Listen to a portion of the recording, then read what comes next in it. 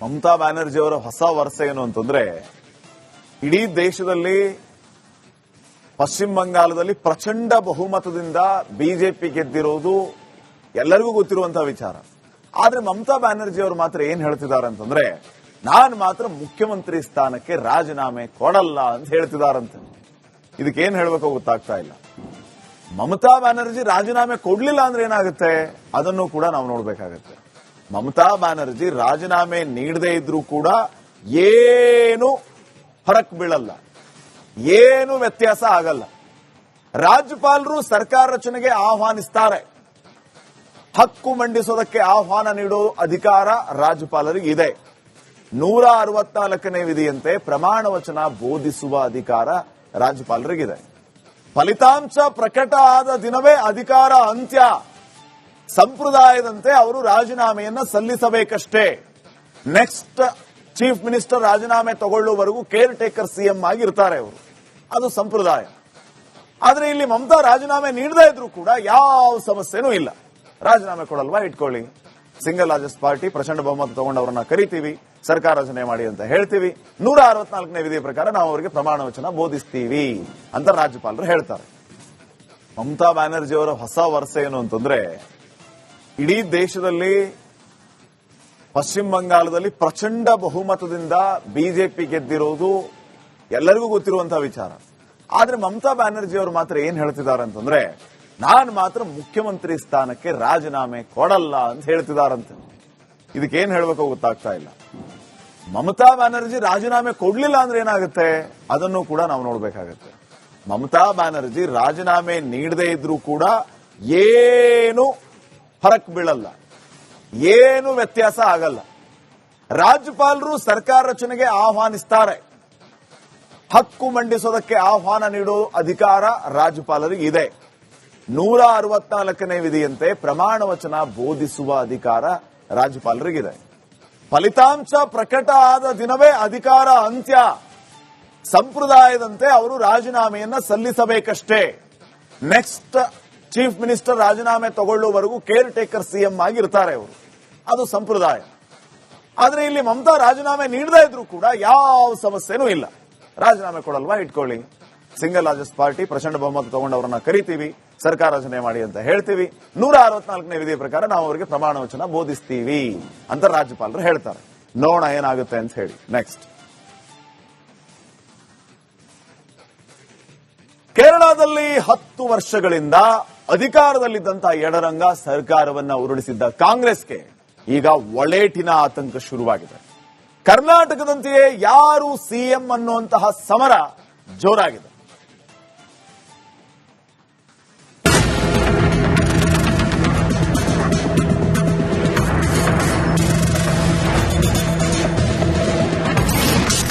ಯಾರಾಗ್ತಾರೆ ಕೇರಳಂನ Congress king? ಒಂದು ಪಟ್ಟ ಮೂವರ ಆಟ, ಯಾರಿಗೆ ಗದ್ದುಗೆ?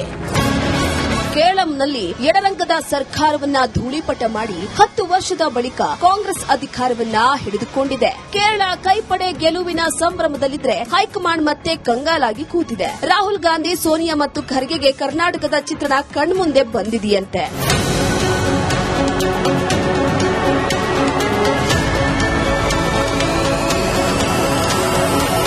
ಕರ್ನಾಟಕದಲ್ಲಿ ಸಿಎಂ ಹುದ್ದೆಗೆ ಸಿದ್ದರಾಮಯ್ಯ, ಡಿಕೆಶಿ ನಡುವೆ ಪೈಪೋಟಿ ಇತ್ತು. ಆದ್ರೆ 140 ಕ್ಷೇತ್ರ ಇರೋ ಕೇರಳದಲ್ಲಿ ಮುಖ್ಯಮಂತ್ರಿ ಫೈಟ್ಗಾಗಿ ಮೂವರು ರೇಸ್ನಲ್ಲಿದ್ದಾರೆ. ಹಾಲಿ ವಿರೋಧ ಪಕ್ಷದ ನಾಯಕರಾಗಿದ್ದ ವಿ.ಡಿ. ಸತೀಶನ್ ಮೊದಲ ಸ್ಥಾನದಲ್ಲಿದ್ರೆ, ಎಐಸಿಸಿ ಪ್ರಧಾನ ಕಾರ್ಯದರ್ಶಿ ವೇಣುಗೋಪಾಲ್ ಮುಖ್ಯಮಂತ್ರಿ ಆಗಲು ಜೋರು ಕಸರತ್ತು ಮಾಡುತ್ತಿದ್ದಾರೆ.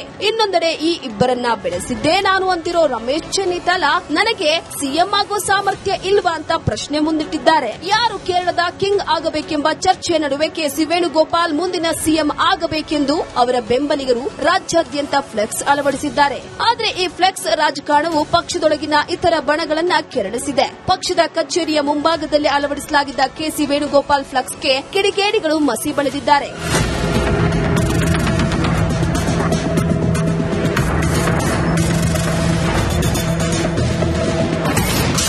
ಹೈಕಮಾಂಡ್ ಮಧ್ಯಪ್ರವೇಶ, ನಾಳೆ ಮಹತ್ವದ ಸಭೆ. ಕಾರ್ಯಕರ್ತರ ಗೆಲುವಿನ ಸಂಭ್ರಮದ ನಡುವೆ ನಾಯಕರ ಕುರ್ಚಿ ಕಿತ್ತಾಟದ ಪರಿಸ್ಥಿತಿ ಕೈ ಮೀರ್ತಾ ಇರುವುದನ್ನ ಗಮನಿಸಿದ ಕಾಂಗ್ರೆಸ್ ಹೈಕಮಾಂಡ್ ತಕ್ಷಣವೇ ಮಧ್ಯಪ್ರವೇಶಿಸಿದೆ. ನಾಳೆಯೇ ಕಾಂಗ್ರೆಸ್ ಶಾಸಕಾಂಗ ಪಕ್ಷದ ಮಹತ್ವದ ಸಭೆ ಕರೆಯಲಾಗಿದೆ. ಸಭೆಯಲ್ಲಿ ಪ್ರತಿಯೊಬ್ಬ ಶಾಸಕರ ಜೊತೆ 1-to-1 ಮೀಟಿಂಗ್ ಮಾಡಿ ಅಭಿಪ್ರಾಯ ಸಂಗ್ರಹಿಸಿ ಮುಖ್ಯಮಂತ್ರಿ ಅಭ್ಯರ್ಥಿಯನ್ನ ಅಂತಿಮಗೊಳಿಸುವುದಕ್ಕೆ ಹೈಕಮಾಂಡ್ ಸಿದ್ಧತೆ ನಡೆಸಿದೆ ಎನ್ನಲಾಗಿದೆ. News desk, republic Kannada.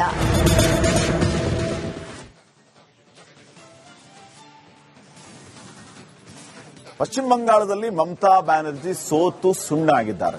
ಆದ್ರೆ ಈಗ ಹೊಸ ವರಸೆಯನ್ನ ಆರಂಭ ಮಾಡಿದ್ದಾರೆ. ನಾನು ಸೋತಿಲ್ಲ, ರಾಜೀನಾಮೆಯನ್ನ ಕೊಡಲ್ಲ ಅಂತ ಹೇಳ್ತಿದ್ದಾರೆ. ಯಾಕೆ ಈ ವರಸೆ? ರಾಜೀನಾಮೆ ಕೊಡ್ಲಿಲ್ಲ ಅಂದ್ರೂ ಏನಾಗ್ಬೋದು ನೋಡ್ಕೊಂಬನ್ನಿ.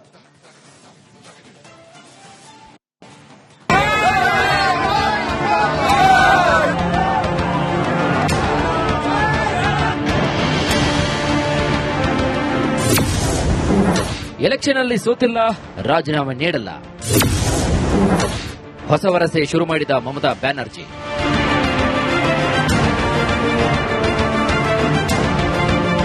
ಪಶ್ಚಿಮ ಬಂಗಾಳದಲ್ಲಿ ಬಿಜೆಪಿ ಮತ್ತು ಟಿಎಂಸಿ ನಡುವಿನ ದ್ವೇಷ ರಾಜಕೀಯ ಫಲಿತಾಂಶ ಹೊರಬಿದ್ದ ಬಳಿಕವೂ ಕೂಡ ಮುಂದುವರಿತಾನೇ ಇದೆ. ಸತತ 15 ವರ್ಷಗಳ ದೀದಿ ಕೋಟೆಯನ್ನ ಭೇದಿಸಿದ ಬಿಜೆಪಿ ಮೊದಲ ಬಾರಿಗೆ ಕೇಸರಿ ಬಾವುಟವನ್ನು ಹಾರಿಸಿದ್ದು ಹೊಸ ಮುಖ್ಯಮಂತ್ರಿಗೆ ಪಟ್ಟಾಭಿಷೇಕ ಮಾಡೋ ತಯಾರಿಯಲ್ಲಿದೆ. ಆದರೆ ಮಮತಾ ಬ್ಯಾನರ್ಜಿ ಮಾತ್ರ ಬಿಜೆಪಿಗೆ ಬೆನ್ನೇರಿದ ಬೋಧದಂತೆ ಕಾಡ್ತಿದ್ದಾರೆ.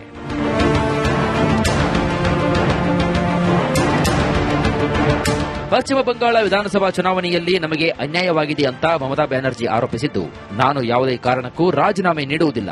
ನ್ಯಾಯಯುತವಾಗಿ ಚುನಾವಣೆ ನಡೆದಿದ್ರೆ ನಾನು ಸಿಎಂ ಸ್ಥಾನಕ್ಕೆ ರಾಜೀನಾಮೆ ನೀಡುತ್ತಾ ಇದ್ದೆ. ಆದರೆ ಈಗ ರಾಜಭವನಕ್ಕೆ ಹೋಗುವ ಮಾತೇ ಇಲ್ಲ.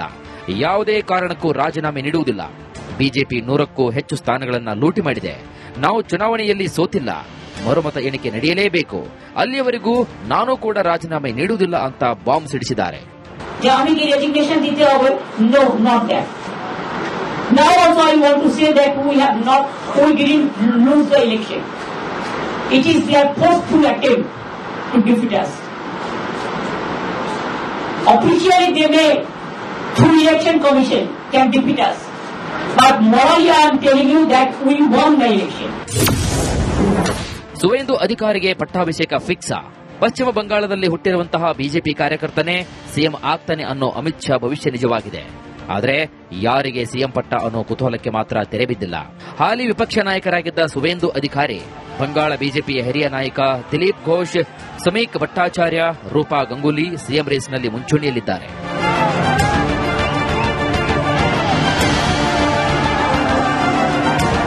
ಮೇ 9ರಂದು ಪಶ್ಚಿಮ ಬಂಗಾಳದಲ್ಲಿ ಬಿಜೆಪಿ ಯುಗಾರಂಭವಾಗಲಿದ್ದು, ಪ್ರಧಾನಿ ನರೇಂದ್ರ ಮೋದಿ ಮತ್ತು ಅಮಿತ್ ಶಾ ಅವರ ಅಂತಿಮ ನಿರ್ಧಾರದ ಮೇಲೆ ಬಂಗಾಳದ ಭವಿಷ್ಯ ನಿರ್ಧಾರವಾಗಲಿದೆ.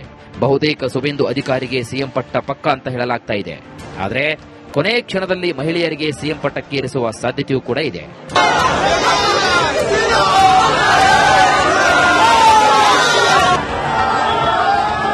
ಕೇಂದ್ರ ಗೃಹ ಸಚಿವ ಅಮಿತ್ ಶಾರನ್ನೇ ಬಂಗಾಳಕ್ಕೆ ವೀಕ್ಷಕರನ್ನಾಗಿ ಪ್ರಧಾನಿ ಮೋದಿ ಘೋಷಿಸಿದ್ದಾರೆ.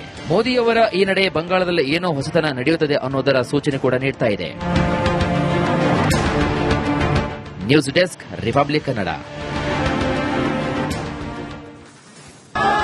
ಕೇಂದ್ರ ಗೃಹ ಸಚಿವ ಅಮಿತ್ ಶಾರನ್ನೇ ಬಂಗಾಳಕ್ಕೆ ವೀಕ್ಷಕರನ್ನಾಗಿ ಪ್ರಧಾನಿ ಮೋದಿ ಘೋಷಿಸಿದ್ದಾರೆ. ಮೋದಿಯವರ ಈ ನಡೆ ಬಂಗಾಳದಲ್ಲಿ ಏನೋ ಹೊಸತನ ನಡೆಯುತ್ತದೆ ಅನ್ನೋದರ ಸೂಚನೆ ಕೂಡ ನೀಡ್ತಾ ಇದೆ. News desk, republic Kannada.